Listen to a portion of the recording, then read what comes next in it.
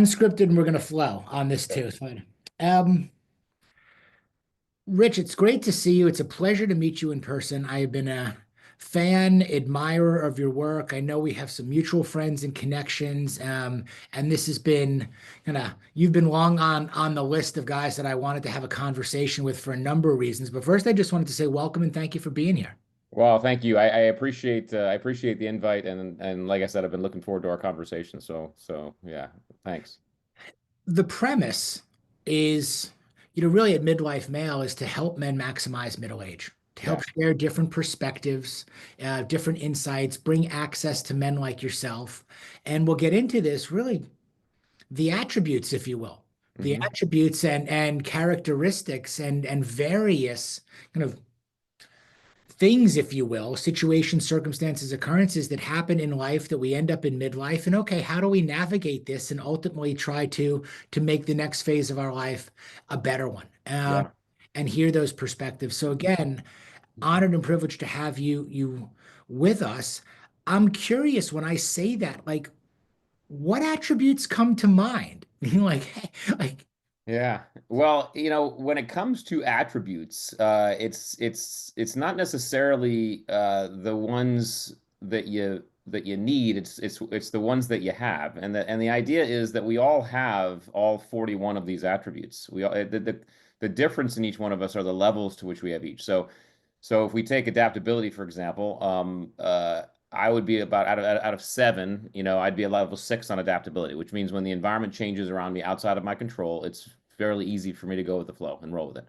Someone else might be a level three on adaptability, which means when the same thing happens to them, it's difficult for them to go with the flow. They are still adaptable. It's just it takes a little bit more. There's more friction there. So if we're kind of line up these attributes like on a wall like dimmer switches, all of us would have different dimmer switch settings which would start to speak to our own unique performance. And part of this idea of mastering uncertainty is understanding where we fall on that attribute list. Because if I know I'm really high on adaptability, really high on decisiveness, but I'm low on patience and I'm low on resilience, that's going to show up in certain ways, not only in everyday life, but especially during uncertainty, challenge, and stress. And so anytime when we're in environments and midlife, holistically, just depending on what we're in, usually in some sort of transition in some way, shape, or form, that's going to imply some uncertainty, challenge, and stress. So understanding how we're showing up, understanding our unique footprint is very important in that first step of understanding how we're going to perform. what if we don't know? And I think a lot of men, including myself, as I'm listening to you talk, I'm going, I don't know if I know what my attributes, are. Either the ones that I have or the ones that I need, or what my score or my level might be on this. And I think a Yeah. lot of us, I would take the tests or the assessments that were thrown at me or given to me by an employer, or at various times. It wasn't something that I sought out to Yeah. learn about myself on my own. So I'm really curious about the assessment aspect Yeah. Yeah. and including in your book, like how do we figure out who we are? Yeah. What Yeah. we're made out of. Well, so the good news is we have an assessment tool now. So we have an assessment you can take, and we'll give your listeners a coupon code so they can take it if they're interested with a discount. So you could take it and figure out where you stand on all these attributes. So that's one way, and we developed that specifically because none of the other personality tests, as well as great as they are, there's tons out there, and I like a lot of them.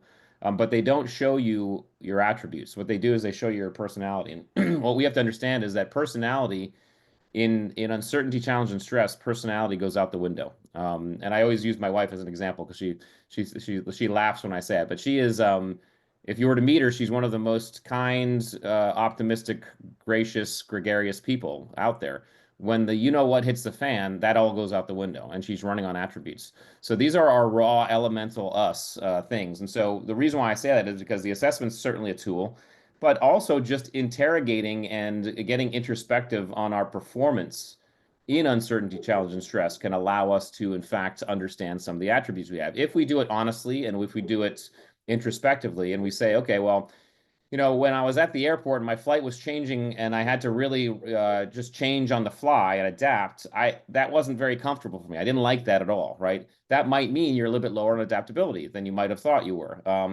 But at the same time, I was making decisions quickly, and it didn't take me long. That might mean you're high on decisiveness. So a an honest interrogation of kind of where we were and how we performed during stress, challenge, and uncertainty can begin to give us some indications on where we fall on some of these attributes.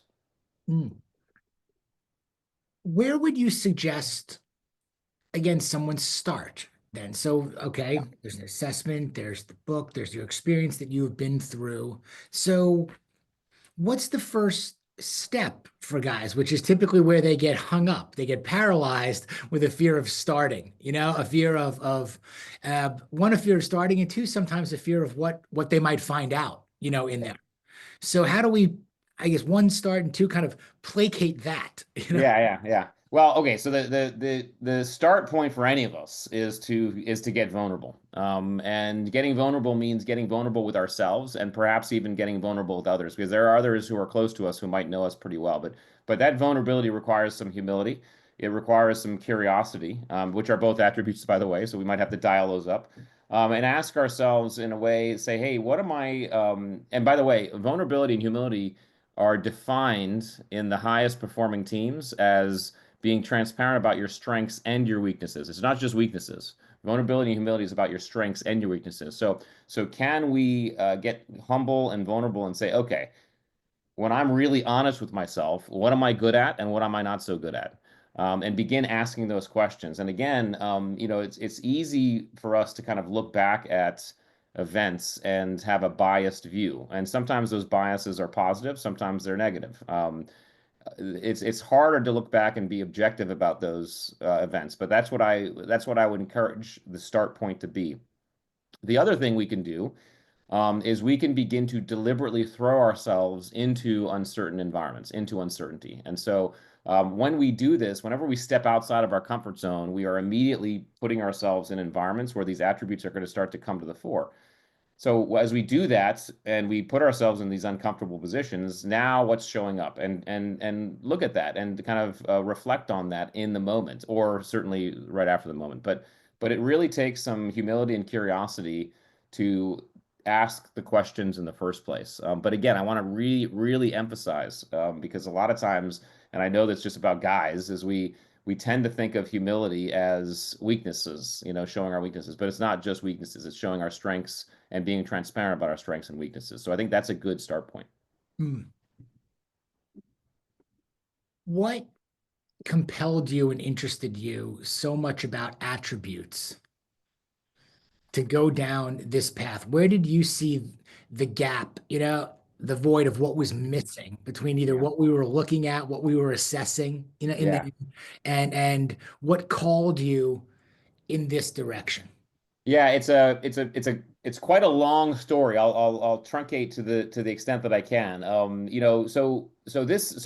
So the attributes I wrote the book in 2021. That was my first book. My second book, which just came out, is called Masters of Uncertainty. Masters of Mhm. Uncertainty is really the book I've always wanted to write because it really I was always keen on and interested in how we as Navy SEALs did what we did. It was never about the scuba diving or the skydiving or the shooting that you see on TV. It was about the fact that we were individuals and teams that could drop into deep complexity and challenge and stress and perform. And so that really drove me to start understanding what those things about us were, because I knew it wasn't just SEALs. It wasn't just a SEAL thing. We've seen other humans do this in kind of myriad different ways. So what were those things? As I began looking at that, I had to recall being in the SEAL teams. One of the challenges I was given, I was in charge of some very specialized training and assessments courses, an assessment selection course, and I was tasked with understanding or trying to articulate why certain guys weren't making it through and why certain guys were making it through. And in that process, because these are top dudes, I mean, all the guys who were going through were top dudes. Some weren't making it through, and some were. And what I began to understand was that we were looking at the wrong things when we were doing our assessment. We were looking at skills, and skills are those known, definable, quantifiable things that we learn or are taught, right? So shooting is a skill, skydiving is a skill, typing is a skill, riding a bike.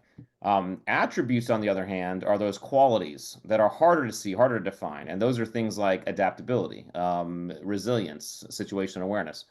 And what I really discovered, or uh, realized, was that in any type of our SEAL training, whether it was basic SEAL training or the specialized training that I was running, our primary job was looking for attributes, not skills. And the example I'll give is this, Greg. So in basic SEAL training, this is called BUDS, by the way, Basic Underwater Demolition SEAL Training. It's in San Diego, California. It's 6 months long. It's where regular sailors go to become Navy SEALs. Now, there's a 90% attrition rate in BUDS. Okay. So 90% of the guys who start don't make it through. Now, in BUDS, you spend hundreds of hours running around with big, heavy boats on your head, and you spend hundreds of hours running around with big, heavy 300-pound telephone poles and exercising with those things. Okay.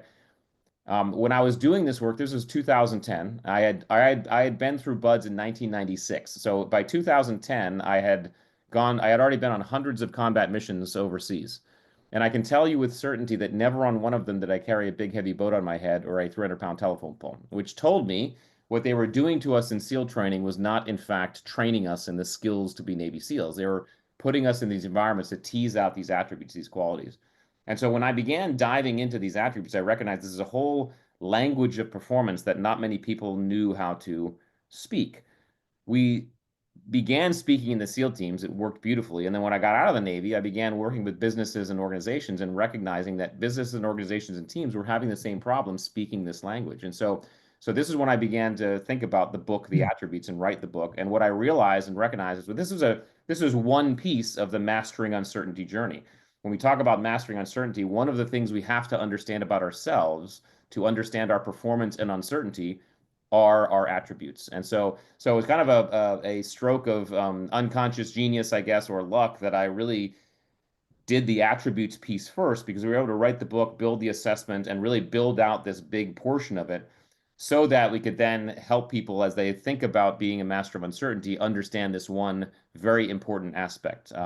But these qualities are what drive our performance in everyday life, but especially during challenge, stress, and uncertainty. And if we want to know ourselves at our most raw, we have to understand what attributes we're bringing to the table. Mm. I appreciate it so much because that's what drew me in also first also and in that order, which was okay, here's Masters of Uncertainty, here's the latest book, here's what Rich is doing. Okay, but I'm looking into this and I'm looking at unpredictable moments, success, thriving. I go back to because a lot of what people tend to look at, including myself, is that we see the outcome. We see Yes. a successful outcome. Yeah. And we want that successful outcome, or maybe we think that a successful outcome just either happened or it was easy or whatever in there too. But when I start going back, I start looking at, okay, well, what is it going to actually take Right. to get a successful outcome? Right. Anything in life, whether that's you set out to become a SEAL and you could successfully become a SEAL, or whether Yeah. or not I want to, have a successful career and be somewhere in my organization or company, or right now, I just want to have a successful window between my 50s and 60s, transition into empty nesting, Right. continue to build my brand, what those things look like. And as I started to go back, into looking at this and I've been more listening to the book, Yeah. now Yeah. Yeah. on there, Yeah. which is great, guys. So there's the Audible version, is there for everything. And it's a way that enables me to go out and take my dogs for a walk and not be distracted, not do anything else, but actually kind of Listen. listen Yeah. on stuff. Maybe that's an attribute. I don't know. We'll get it. Yeah. But it took me back to, some of your earlier work too, and how there's so much connection between the two. And of course, I was curious because I think every guy who has ever lifted a weight or been somewhat athletic or seen the movies, of course, what do we all want to know? We want to know the attributes of Navy SEALs. Why do Yeah. some guys get through? Yeah. If I could, if Why I do wonder other if I could guys do it, wash right? Yeah. out? Yeah. Yeah. I've Yeah. done the weekends. I've done the SEAL activation weekends, Yeah. with getting on the beat, and I'm the guy who like enjoys the weekend but needs to go back to the St. Regis after. Like in no way, shape, or form do I profess to. Yeah. I think it's interesting what you're saying about. I'm curious, the similarities and the attributes that you see both and you have seen in the teams, but then also how you're seeing similarities in the business world and in the corporate world and why those things correlate so well. Yeah. Well, the reason why is because it all comes down to performance and human performance specifically. And this stuff is not Navy SEAL centric. In fact, I was always fascinated with taking the seals off the pedestal and saying, "Hey, we are just human beings who happen to find ourselves inside of a niche inside of which we could excel." But honestly, that revelation to me came with just making it through training and beginning to experience what I call healthy imposter syndrome. Okay, because I remember making it through training. I remember the end of training, and here we are. My class started with 170, 70 or so, 78 students or so. We graduated 38 of us. Okay. And I remember looking around and being like, how the heck am I still here? What is it about me? And as I went through my career, as I was surrounded by these rock stars, these all stars in my opinion, I was like, how am I still here? How am I hanging with these guys? What was fascinating to me is when I all these guys were my friends. So as I'd have conversations with them and get to know them, I found out they were thinking the same thing. So so we're all wondering what it is about us that allowed us to do this thing. That's really what made me start digging in and understanding that this is performance. We can take it off the pedestal. This is all human performance. And if we can describe human performance at an elemental level, then it starts to translate across all contexts. Attributes translate across all contexts because whether you're a surgeon, whether you're a SEAL, whether you're a teacher, whether you're a salesman, whatever that is, whatever niche you're in, there is a specific set of attributes that's required to be awesome in that niche. And they don't, just because I might be a great SEAL doesn't make me a great salesman or a teacher, right? We all have our own unique palette that we bring to an equation. But this is one of the reasons why understanding this about ourselves is so valuable because then we begin to understand where we fit best. I always kind of relate it to human beings being automobiles. We're all automobiles, but we're all different types, just like the movie Cars, right? Some of us are Jeeps, some of us are SUVs, and some of us are Ferraris. But there's no judgment there because the Jeep can do things the Ferrari can't do, and the Ferrari can do things the Jeep can't do. But it behooves us to lift our hood and figure out what kind of vehicle we are because the friction in our lives might be because we've been a Jeep trying to run our Ferrari track this whole time, or vice versa. And so I think when it comes to these performance um, elements, what it allows us to do as humans is start to understand ourselves in a way that maximizes our ability to both perform superbly in the niche we're in, but also explore other niches and other aspects of life and really grow as human beings. Where does like come into this, or enjoyment, or passion? Or I mean, like, including like in this mastering of uncertainty, meaning I can have certain, I'm combining the two again. I can have certain attributes. I might be able Yeah, to do certain things a certain way, and those attributes would go well into this vocation again or this career. But I yeah, don't like that. I don't want to do that. yeah, yeah, I yeah, might yeah, have the skill set for it or the attributes for it. But by the way, that level of uncertain, the reason I'm uncertain is because I'm not really passionate about that, or I don't want to master that, even though I could be capable of yeah. that. And I don't think what I'm saying is you're trying to be the Jeep running on the Ferrari track, or the Jeep wants to, Right, climb right. over a rock, or the Ferrari wants to climb over rocks and do all that. More of, I think, I'm bringing it into this, trying to bring it into this lane where I think a lot of guys get stuck with having things that they can do pretty well, or skills that they Yeah, can do, but they just don't really love what they're doing. They kind of fell into that career, they yeah, they fell into that company or yeah, that business. yeah, yeah, And yeah, the next thing we know, man, like, I've got all the attributes, if you will. I've kind of mastered the uncertainty. I've got a good thing going with it, but I don't really love it. I've never really loved it. How yeah, long do I stay here? Like, what do I do? yeah, yeah, yeah. And it's I, that kind of uncertainty that a lot of middle-aged guys are feeling. yeah. I Why would think I it's a give this up wonderful. too? Sorry, because of the security fact. Like, why would I give this up? Oh, I know. I think it's a wonderful question. And what I would say to start is that we have to always remember that like is not synonymous with easy. All right. And I think one of the things we get wrapped in sometimes, especially as we get older, because I experienced this too. I left the Navy after 21 years and I was 44 years old. I was, yeah, 44, yeah, 44, 45 years old. That's a huge shift. You're doing a whole new thing and you're middle age, right? But the challenge of the new thing was what really excited me. And so I think what we have to ask ourselves and be honest with ourselves about at whatever age we're at is that growth and evolution as a human being comes from challenge. It comes from the ability to and the action of stepping outside of our comfort zone. And so if you are in a niche that is, it seems like it's tailored to your attributes and everything's clicking and flowing, and you don't like it, you are responsible for making that change. I will guarantee you, and I can say this, and there's very few things I can guarantee, okay, but I guarantee that anybody on this planet can find a niche that they love that's within the attribute set that they have. I guarantee it. We just have to be courageous enough to look, and we have to be able to step outside our comfort zone to look. And again, we have to do it very deliberately and consciously, especially when we're in the ages, because we've likely put ourselves in a position where we have a family to support, we have a mortgage, we have all this stuff. So we have to do it in a way that allows for a little bit of risk mitigation. But at the end of the day, risk is what it's going to take. And if we can find joy in the struggle and find joy in the journey and the challenge in the new goal, that's, I think, what allows us to switch, to find what we love. And I'd also say I believe, it's my personal belief, that challenge and struggle are in fact what keep us young. If we decide to stop growing, that's when we start dying.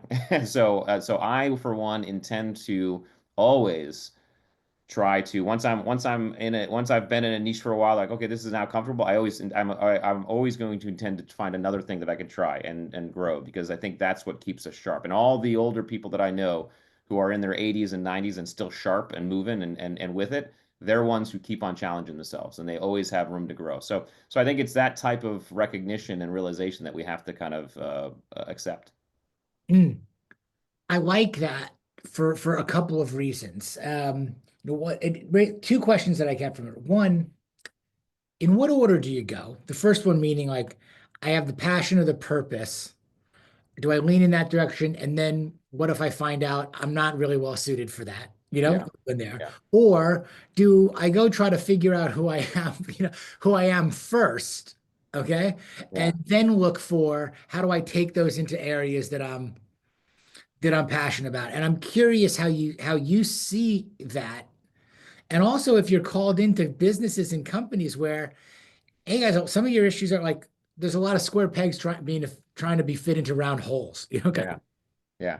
Yeah, I think again, I think the answer, in my opinion, would be that they're somewhat synergistic. In other words, I'm not sure you have to do one before the other, kind of black and white, in a black and white way.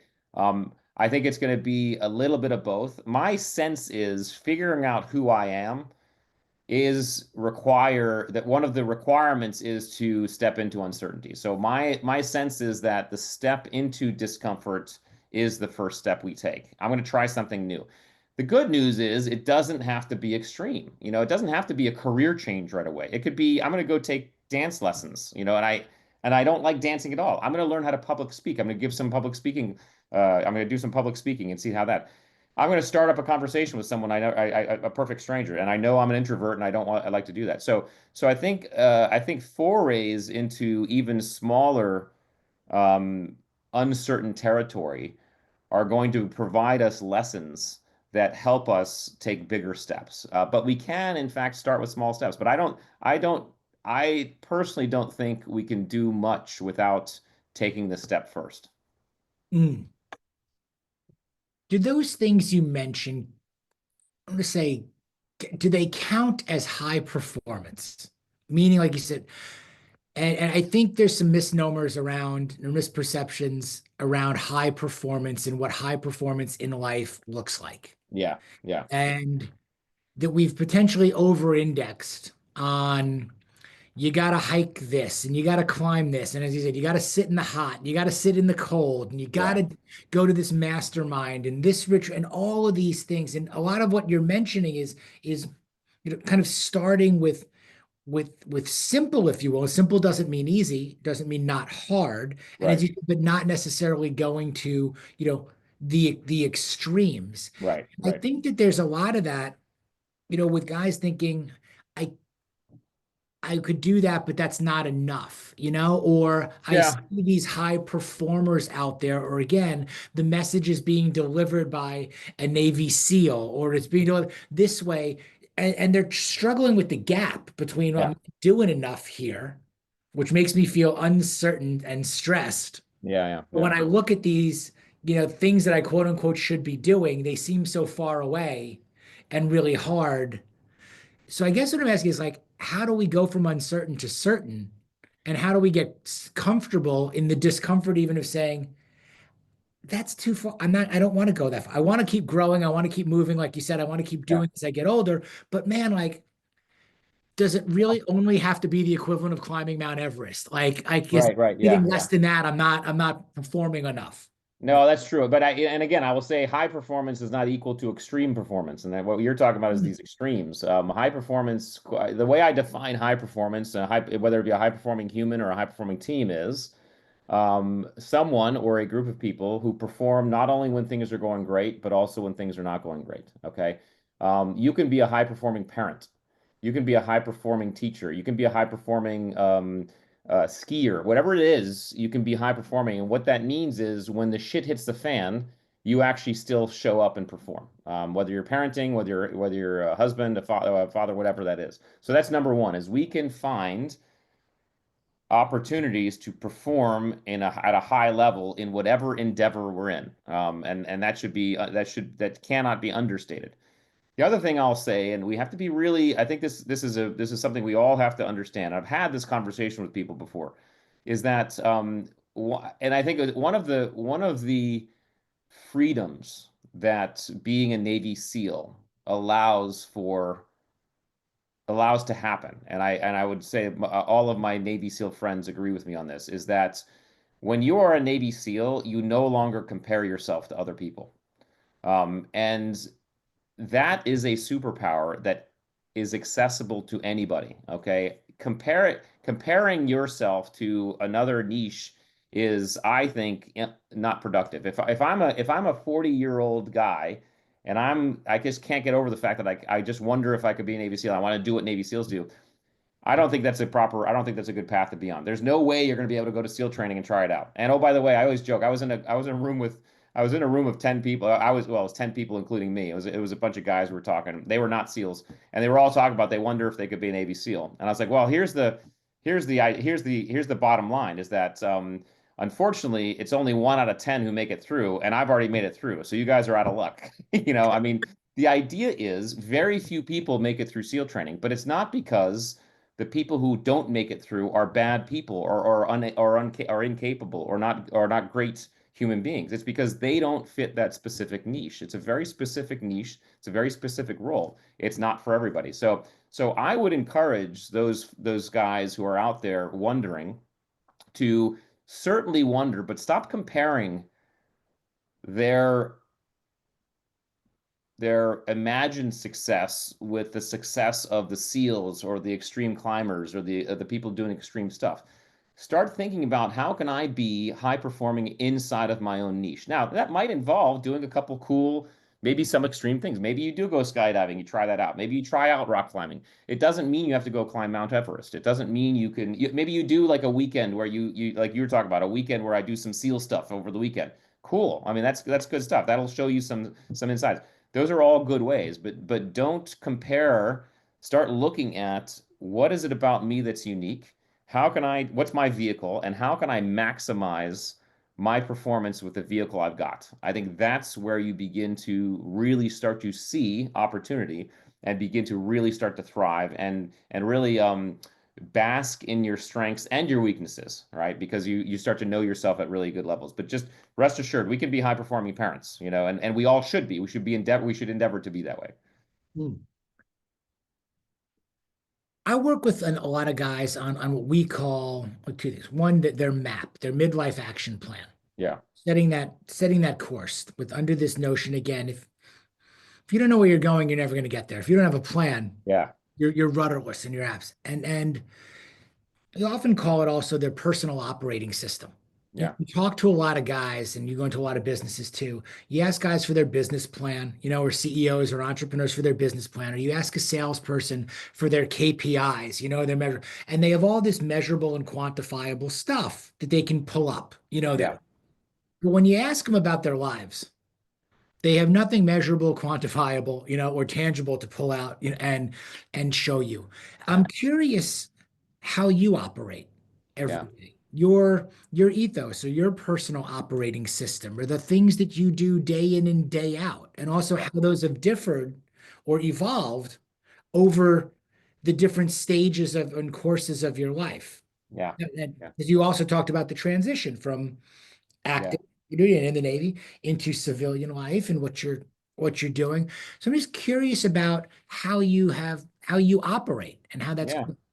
Well, it certainly has evolved. I'll say that, as it should. We are not the same people we were in our 20s, and what am I, 51 now?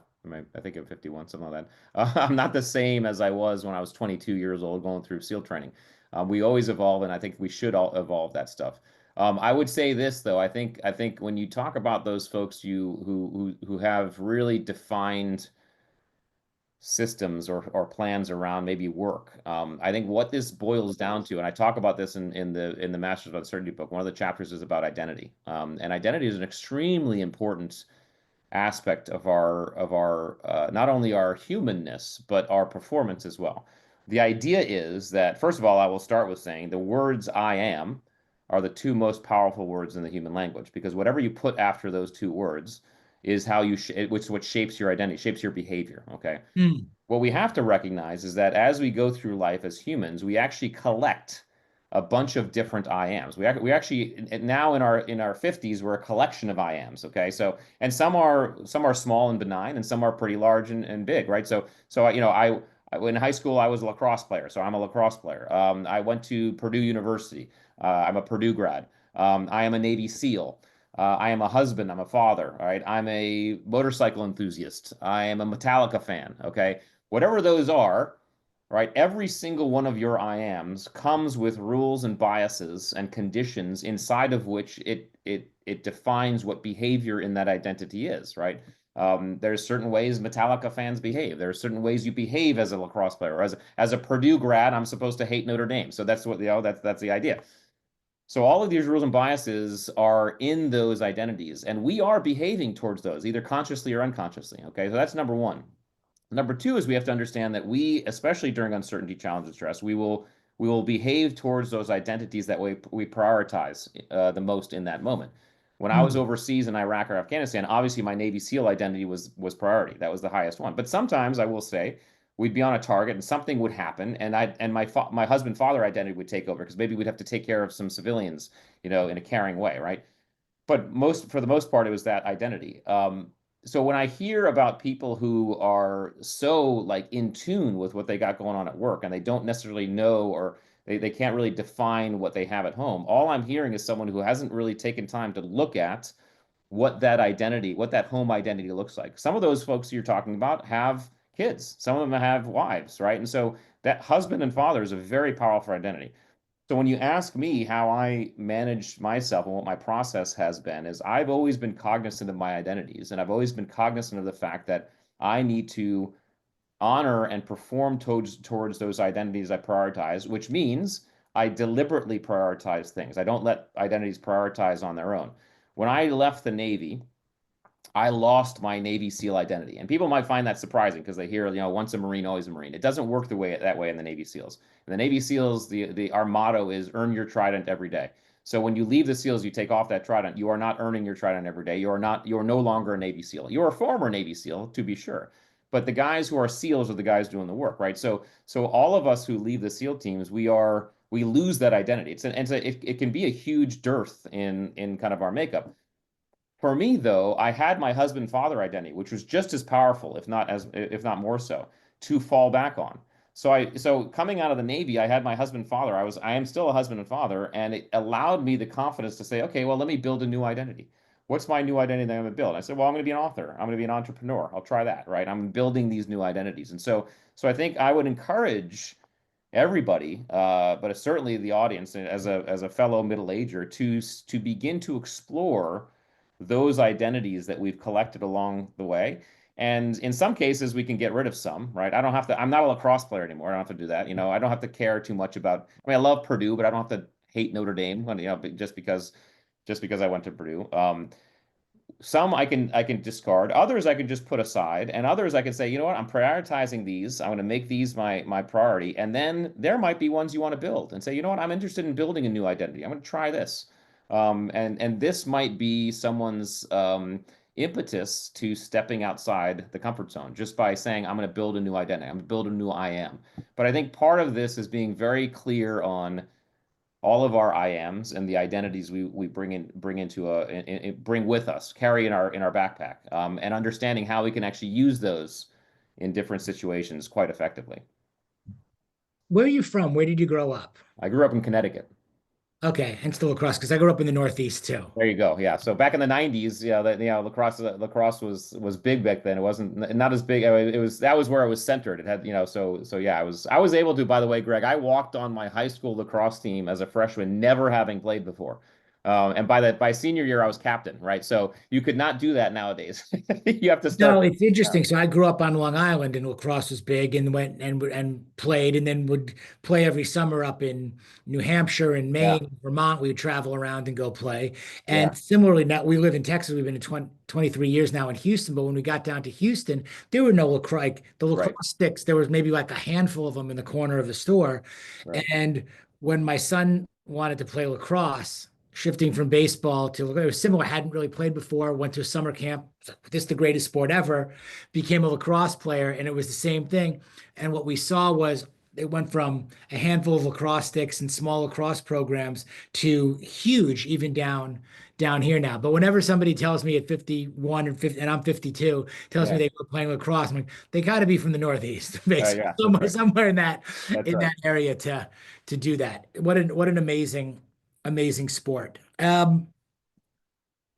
What what compelled you to write this book? The two-parter. One, you write the book, and two, you self-published the book, correct?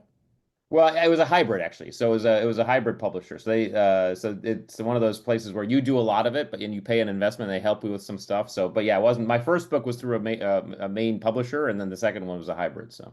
Okay, so I'm curious on the journey. But one, my first question is about what compelled you to write this book. Almost that evolution. You alluded to it before, and then I'm really curious about the process. Again, now talked about I'm going to be an author. I'm going to be an entrepreneur. This is going to Yeah. be my next phase. So I love the business analysis of here's how I'm going to write and here's how I'm going to structure this. I'm just always fascinated by like how guys make decisions around those things. Yeah, yeah. Well, so okay, so question number one. I mean, like I said, this is a book I've always wanted to write. I've always been fascinated with understanding how and why we perform the way we do at our most raw. Who are we at our most raw? I think that's a superpower. I think as SEALs going through training, I mean, you begin to learn your most raw self like day one of SEAL training. You start learning that, and you learn that about yourself day one, and you start learning about your teammates, and that really is a superpower. So this element of okay, who am I at my most raw, and then how is it that people and we in many cases could do some of these things in this deep uncertainty. What are the aspects around those environments that allow us to do that neurologically and kind of those drivers internally? And so I began to want to put that together early on. And in fact, the process started, and this gets into, and I'll kind of talk about my first book. This gets into kind of the way I walked into my first book. So I got out of the Navy, and shortly after I got out of the Navy, I met a guy named Andrew Huberman. Andrew Huberman has a great podcast called The Huberman Lab. He and I are great friends. I met him back in 2017. This was before his podcast, and we began working on. He was running his fear lab at Stanford, and we began working on the neuroscience behind fear and uncertainty, like what's going on there. And we did a lot of work and research into what that looked like. As we did that, we began to say, you know what, we should write a book about this. And so we looked into some publisher, to some agents, and we found an agent. And then she was like, okay, yeah, I'll definitely work with you guys. And at the time, Andrew had he had already been working on a solo book. And what we didn't realize, either of us, because we were new to the publishing world, was that when you sign for a book, you have to sign a promise that you're not going to work on another book for until a year after you finish that book, right? They don't want conflicting things. So at that point, we're like, oh boy, that's a long time. He's like, well, why don't you write a solo book while I do my solo book? And so that was the impetus to the attributes. I began to think about, okay, what are some things I could write about right now? I'd had a bunch of notes on high performing teams and what I think makes up performance. The attributes was a natural kind of, hey, I think I could write about this, and it's an expansive topic. And so that was what walked me into the writing world. I had always loved writing, by the way. When I went to college, my writing courses were my favorite courses. But I walked into that writing world with that, and I had a publisher, so I got it. We did a whole book deal and all that stuff, which was great, and it was very helpful. And it was really the best way for me to do that. That was in 2019, 2020. So during the pandemic, I was writing this stuff. After that came out, we began to build the business, and I began to say, you know what, I think I'm ready to write this next book. As we looked at the different processes, certainly self-publishing is an option. Publishing a book requires a level of distribution and printing and things like that. And as a self-publisher, if you're doing it all yourself, you have to manage all that yourself. You have to figure that all yourself. Um, Hybrid publishers, if you do a full publisher, which are awesome, they take care of all that. In that case, they give you an advance, and then the percentages that you get back on that book are little bit bad, right? Yeah, I mean, you're going to get an advance, and they're going to get about 89% of sales, and you're going to get about 12%. Hybrid was kind of a mix between the two. The percentages are much better. You provide an investment, but then they help you with a bunch of stuff. So for us, it made sense to go the hybrid route. I would say anybody who wants to explore the endeavor of writing a book could certainly start with self-publishing. It's getting easier and easier to self-publish nowadays with Amazon and printing and all that stuff. It's just getting easier and easier. So I would encourage anybody to explore any one of those routes. All I would say though is if people are interested in writing a book, the first number one thing you have to do is start writing and start getting into a good habit of writing, and whatever that looks like for you. Just write and do as much writing as you can. Get some stuff down and see if you can start putting things together, whether it be nonfiction or even fiction. I have good friends, and my nephew actually just released a fiction book, and I have a good friend who's a SEAL who loves writing fiction. That's a whole different mindset, by the way, much more creative for fiction. I don't think I could write fiction. Just looking at the way my buddies and my nephew does, it's just you have to have this huge picture in your head and a whole movie, right? I'm better nonfiction. I like to take ideas and just chunk them together and things like that. So really, whatever flavor you're interested in is a way to get into it. Appreciate it because I go back to, like, as you're describing this, I go back to, okay, applying your attributes, strategy, tactics. Yeah, What is it that I want to do? How am I going to go about doing it? Okay. yeah, How am I going to generate revenue, from this? right. What are the considerations and the options? I think again, these are the things that guys we're thinking about in all areas of our lives. Okay, what is the process? I get the why you wanted to write the book. I get why, okay, we had to wait a year. I get why. Now let's get it. The how is what's so interesting to me. Okay, Yeah, yeah, well, here's how I went about doing it. Do yeah, you write to that effect when you're in between books or in between projects right now? yeah. Do you write, I guess, do you write every day? Like I read, like, Seinfeld writes 25 minutes every single Every day, day, yeah, yeah. period, end of subject, like sits down, writes And jokes, yeah, stops at 25 minutes or 30 minutes, start, like, no matter what, but that's just the process yeah, to yeah. get reps for the Yeah, muscle. that's right. Yeah, I wish I could do that. I don't do that. And I think it's largely because writer is only one identity I carry. I also carry entrepreneur and businessman and things like that, and consultant and speaker and all that stuff. So not that I'm making excuses, but I think here's what I'll say is when I don't necessarily like I don't have the idea for my next book just yet. I know it's gonna bubble up as I have conversations with friends, as I read stuff. It's gonna start bubbling up. As soon as the idea starts to take shape, that's when I will begin to implement a more rigorous writing routine. And what I'll begin to do is I'll just say, okay, I'm gonna maybe take 10 minutes a day to focus on this book. And you can start small, right? And just see now that 10 minutes or even 30 minutes might not be actual writing. It might be, hey, I'm going to think about it. Maybe I'm going to outline some ideas and do this. The way we all have to find our process. The way I write, the best way for me to write is to outline, to create an outline first and say, okay, this is I'm going to, this is the arc. I'm going to talk about this, and then begin to write in the kind of the stuff, and the meat of it, I guess, if you will. And then for me also, the writing process is, because I relate this to two different attributes. There's the attribute of creativity and there's the attribute of innovativeness. These are not the same thing. Creativity as an attribute is the ability to create something, or bring something into existence that otherwise didn't exist. Okay, that's the author looking at the blank sheet of paper. That's the sculptor with the lump of clay, or the artist with the blank canvas. All right. Innovativeness is the ability to take something currently in existence and make it better or change it in a way, right? Now, these attributes are different because they can live independently of each other. In other words, you can have someone who's high creativity, low innovativeness. A lot of creatives will say that they're this way. In other words, they'll be like, "Hey, just give me the space and I will create, but don't tell me to like iterate on this Rubik's cube. Don't, that's not what I do. They want the space to create." I am the opposite. I'm actually better at innovating than I am creating. How does that manifest in my writing? Well, the hardest part for me is looking at that blank screen with that cursor blinking at me. The hardest part for me is getting those initial words down. Once words are down, editing is where all my magic happens. Okay. So my style has typically been, I'll have that blank sheet of paper and I will just begin writing whatever I can think about. It could be a story that I thought before, or I thought about something. I'll just start writing. It might be somewhat gibberish, might not make really much sense.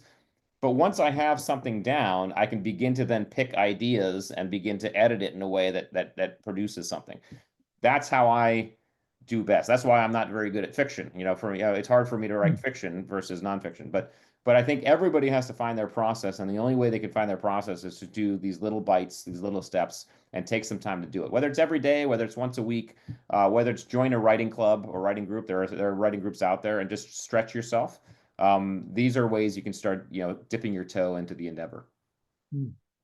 So you mentioned your relationship and friendship with Andrew Huberman, and it's like great podcast, super deep guy, super smart guy. No, um, way down there in that rabbit hole of biohacking and all of these different things. Yeah. And you're 51 right now. You look great. You look super healthy. Oh, thank you. Where are you on the line of let's call it, basics and biohacking, Yes. and what is your day routine in that regard? Obviously, you're physically capable, gifted, have gone through the seal, all of those things. But we talk about sustainability, longevity, Yeah. optimization a lot, and that's mental, physical. I'm Yeah. just really curious, like, hey, like, what are you doing and what are you not doing? Like, Yeah. Yeah. like Andrew, forget it, or okay, I'm really Yeah. into that. Yeah, Andrew and I, we joke all the time. He's at that he's at well I always say this. He speaks and he has his podcast. So people might think he's at an extreme level of this stuff. He's actually not as extreme as people may think. He actually gives himself some latitude. He is still more extreme than say I am. But again, that's his, he actually fits it very well. So he does a pretty good job. He's not as extreme as people might think. Um, I would say this, in my there's a couple ways I think about it. I think at 51 there are certain things that I need to be cognizant that I have to do. I have to drink less. I love beer. I've always loved beer. I will always love beer, okay? I can't drink beer every night. I have to pick times that I want to drink my beer. I'm probably not going to get rid of beer or give up beer. I just don't want to. It's part of the thing I like doing, and I feel like I can still live to 100, 110 by drinking a beer once in a while. That's not a big deal. So I feel like there's a balance between uh, having a routine where you are maintaining health. And for me, that's, I work out regularly. I try to work out 3 or 4 times a week, to include weightlifting. At our age, men, we have to be weightlifting. Don't just run. Okay. You have to be building that muscle because our muscles will atrophy a lot faster at this age. So we have to building muscle. So I will work out. I have, we talked about the ice bath. I try to do the ice bath at least a couple times a week. I think that's really good. That's not only good physiologically, that's good mentally. You and I joked that we have a love-hate relationship with the ice bath. That's because the ice bath is never fun. Okay, I was a Navy SEAL, and people think, oh, you must be used to the cold. No, you never get used to the cold. Every time I get in the ice bath, I don't want to get in the ice bath. It's a mental drill. And in fact, so it's not only a physiological drill, it actually helps you mentally. It actually helps you mentally understand how to do tough stuff. And it builds, there's a part of our brain, Huberman's talked about, it's called the anterior mid cingulate cortex. Okay, it's a part of that brain that actually activates when we do hard things. And that thing, if we don't do hard things, that part of our brain shrinks. If we do hard things, that part of our brain grows and we get better at doing hard things. So ice baths are hard things. You just do it and you get better at doing hard things. So that's what I try to do. I try to eat in a way that's healthy, but not again extreme, because I think having a little bit of pleasure and looseness in life. That's what life is about. And so I try to run a balance. I'm not always successful because it's easy to be bad and hard to be good sometimes. But yeah, working out, eating right, regularly, trying to maintain a moderate level of drinking. I do supplement. I take supplements. Just the basic stuff. It's not extreme. Vitamin D. Um, you know, B12, things like that. Um, and of course one of the most important things, Greg, about our maintaining our health is relationship. We have to have relationship in our lives, and especially as middle agers, one of the things I think that happens to men, I certainly it happens in the SEAL teams, is that you sometimes get, especially if you have a family, and especially if you have young kids, you sometimes get lost in the family stuff, and you forget or you ignore some of those other outside relationships, especially male associates, male friends. It's good for men to have men friends. Just this morning I had coffee with one of my buddies. We went to war together. We try to have coffee periodically. It's very cathartic for us to sit down and talk. I had coffee with a couple other buddies last week, right? So maintaining relationships both outside of our family, and then maintaining those relationships inside of our family. Relationship and bonding and that type of stuff is huge in terms of health and longevity. So I think if we focus on those things, I would really caution against people trying to be extreme because extreme, A, it's usually untenable, and B, it's usually miserable. And C, I just don't think ultimately, I think our bodies are designed to be anti-fragile. And so I think having the unhealthy meal once in a while is actually good. I believe that because your body just gets used to, some toxins, if you will. Have a balance and ultimately enjoy life. Hmm. Where do you live? I am current. So I've been in, like you said you moved to Houston. I think I went to Virginia Beach. So I joined the Navy after going to Purdue's in Indiana. I went to San Diego for training. Hawaii was my first duty station, and then we moved to Virginia Beach back in '01, and we've been here ever since. So still an East Coaster, but just mid level. So Do most of you guys stay? I'm just curious. Like after all those years in like when you're stay, because what is it, yeah. San Diego San Diego and Virginia and Beach are the Virginia two. Beach, right? Yeah, no, I would say I wouldn't be able to give accurate percentages, but just to my as I guess, I would think it's probably 50-50. Some guys, so say about 50% probably stick around where they were because they've established some roots. Other guys go elsewhere. They want to leave and they go elsewhere, whether it be family or jobs or whatever. So yeah, it's about 50-50. Is it similar in certain ways to like I talk to a lot of athletes too, when they retire, they lose the locker room, like they miss the locker room, the most. Like you Yeah, were yeah, talking about relationships, there.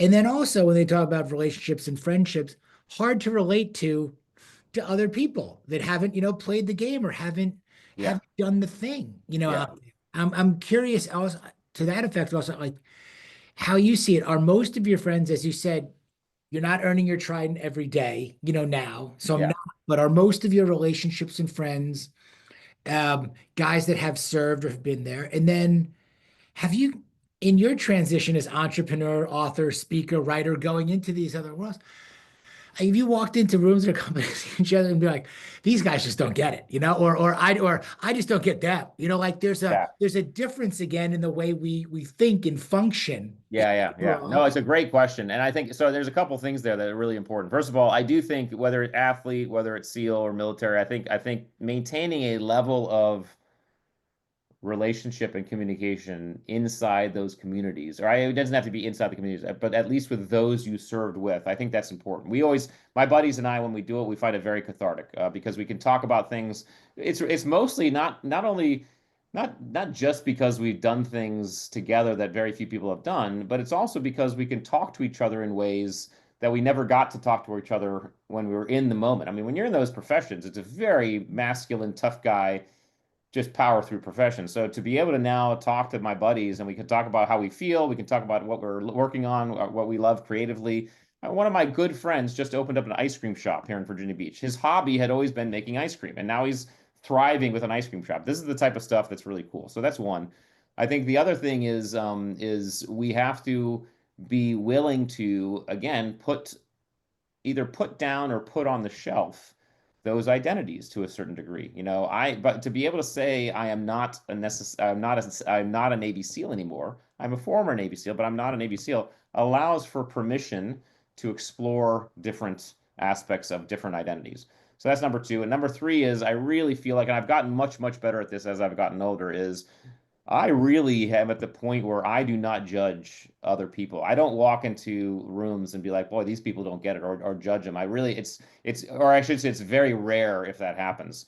I love going in and meeting people who have different perspectives than I do and have told different viewpoints and different lifestyles because I think it's kind of cool. And I try to empathize or to say, okay, why might they feel that way? Because I understand, again, military life, SEAL life specifically, is a very small, specific niche, and so the ability to learn about people who have other perspectives is in my case curious. Even if I see someone who is like apathetic and lazy, in my opinion, right? If I have that opinion about them, I will even at least now I didn't used to do this. At least now I'll say, "Ooh, I wonder, A, am I judging, first of all? And B, if I'm judging, but I'm somewhat accurate, why might that person be that way? What might be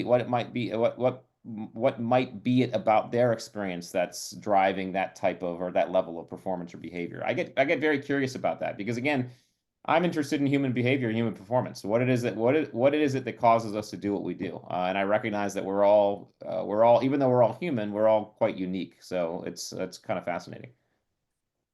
Human performance, because I'm obviously interested in it as well.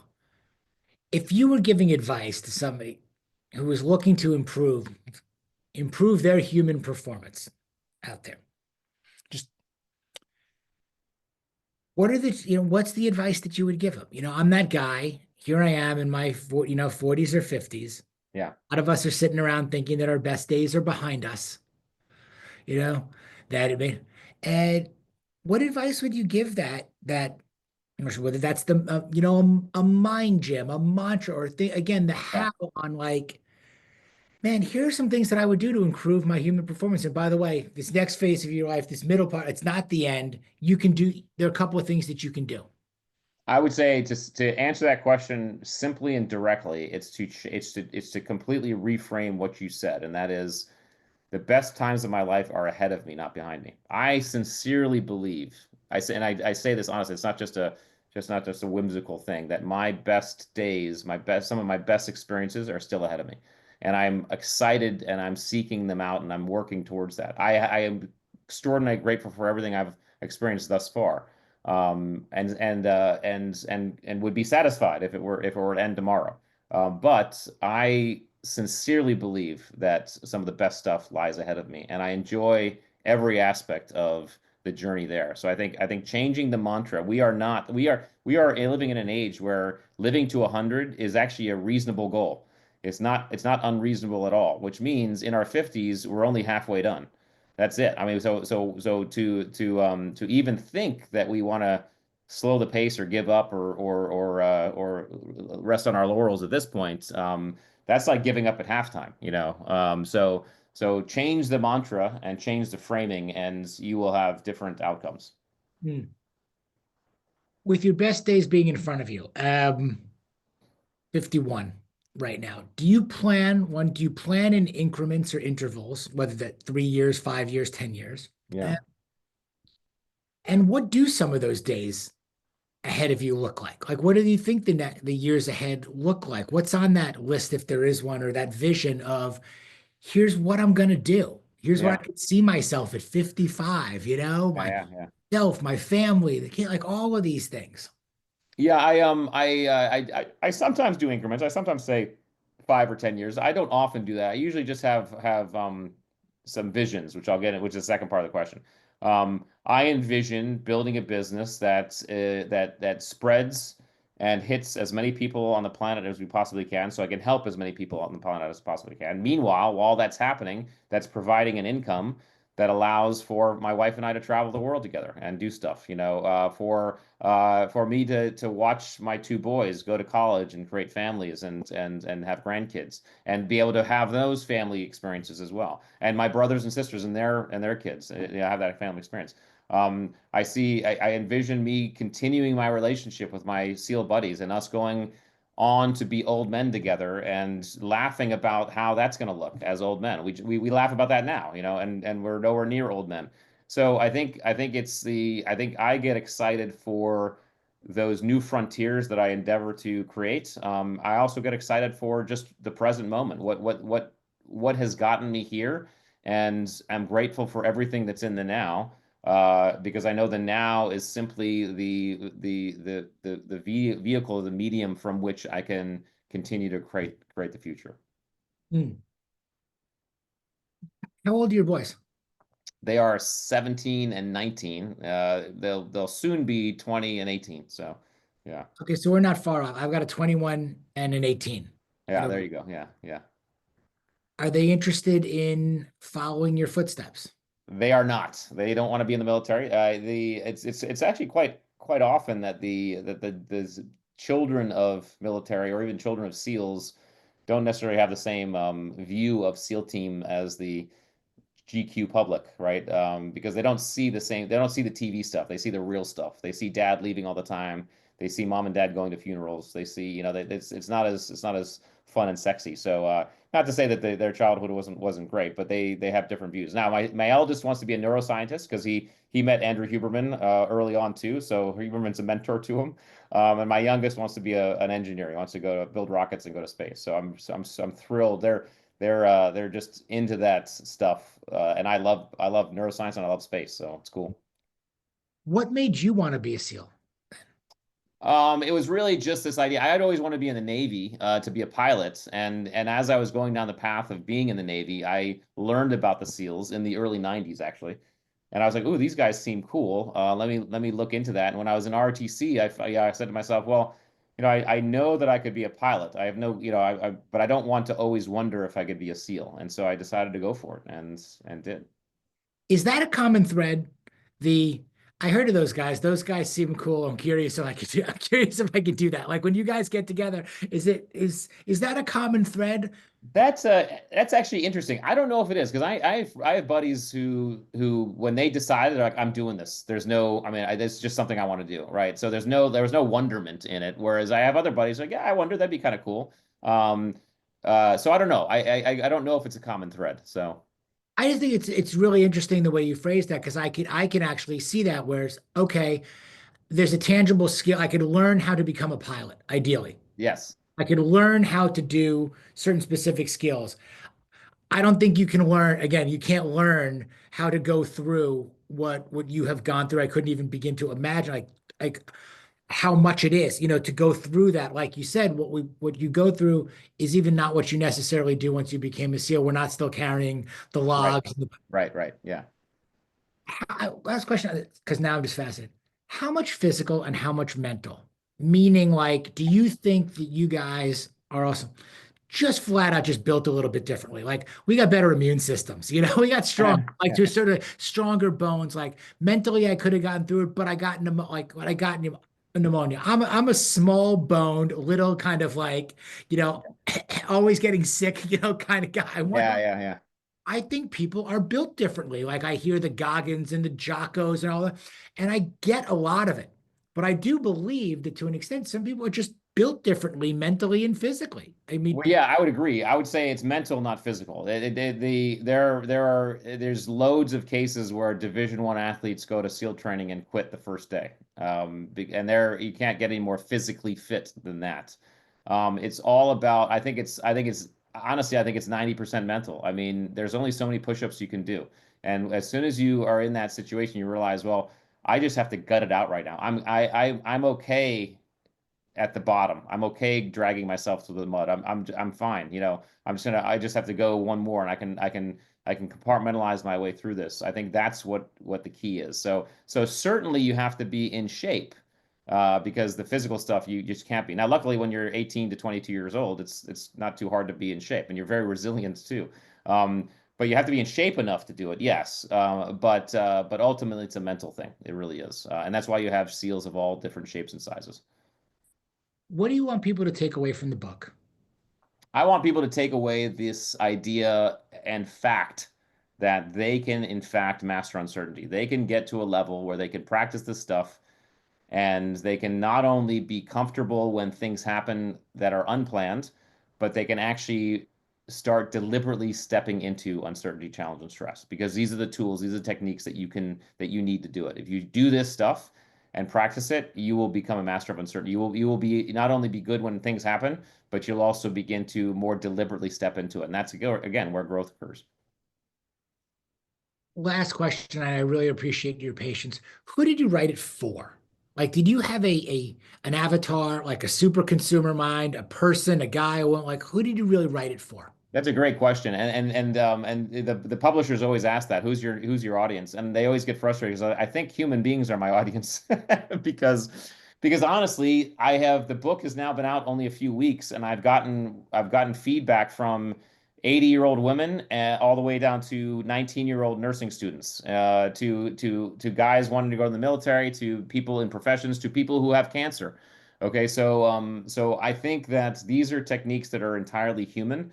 And I'm very pleased that the ideas are very ubiquitous. So I don't think there's a target audience other than I guess those folks who are interested in understanding how to do better in uncertainty. I guess that's the target audience. So Hmm. Rich, thank you so much. I really appreciate it. You covered a lot of ground, and it's a pleasure and a privilege to have you here. So thank you so much. Guys, go out and make sure that you get your copy of Masters of Uncertainty. Make sure you check out everything that Rich is doing, okay? Because you've got to know your attributes and you've got to also become a master of uncertainty. Rich, where can everybody find you? What you're up to? yeah, Everything. best place, easiest one-stop shop is theattributes.com. So just theattributes.com. You can check out, you can get the books from there. You can check out our assessment tool. Check out all the things we do. So that's probably the best place. And of course, I'm also on Instagram and LinkedIn too. So Fantastic. Rich, thank you so much. I really appreciate it. Hang for one second.